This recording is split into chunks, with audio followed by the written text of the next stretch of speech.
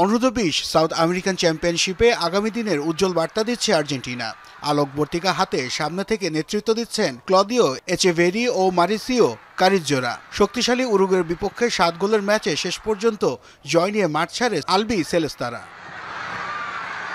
কারাকাসে চূড়ান্ত পর্বে নিজেদের দ্বিতীয় ম্যাচে প্রভাব বিস্তার করে খেলতে থাকে আর্জেন্টিনা। প্রথমার্ধে 2-0 গোলে এগিয়ে থাকার পর দ্বিতীয়ার্ধেও তা জারি রাখে আর্জেন্টাইন যুবারা। 52 মিনিটে স্কোর লাইন 3-0 পর 60 মিনিটে 1 গোল শোধ করে উরুগুয়ে।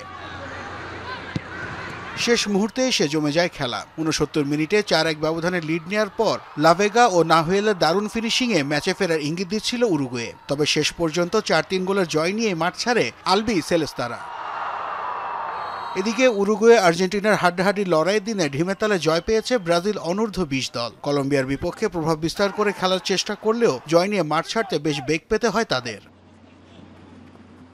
খেলার 6 মিনিটে নোগুয়েরার গোলে লিড নেয় ব্রাজিলের যুবারা। এরপর ম্যাচে ফিরতে কলম্বিয়া চালায় একের পর এক আক্রমণ। পাল্টা জবাব ব্রাজিল দিলেও স্কোর লাইনে পড়েনি সেই প্রভাব। উল্টো 87 মিনিটে ইগোর সেরোতে লাল কার্ড দেখলে 10 জনের দলে পরিণত হয় তারা। শেষ পর্যন্ত কোনো গোল হজম ছাড়াই জয় নিয়ে মাঠ ছাড়ে ব্রাজিল। 6 দলের চূড়ান্ত পর্বে 2 ম্যাচে 6 পয়েন্ট নিয়ে শীর্ষে অবস্থান করছে আর্জেন্টিনা। সমান সংখ্যক ম্যাচে সমান জয় ও পয়েন্ট পেলেও গোল ব্যবধানে পিছিয়ে 2 আছে ব্রাজিল। নাসিফ শুভ, যমুনা স্পোর্টস।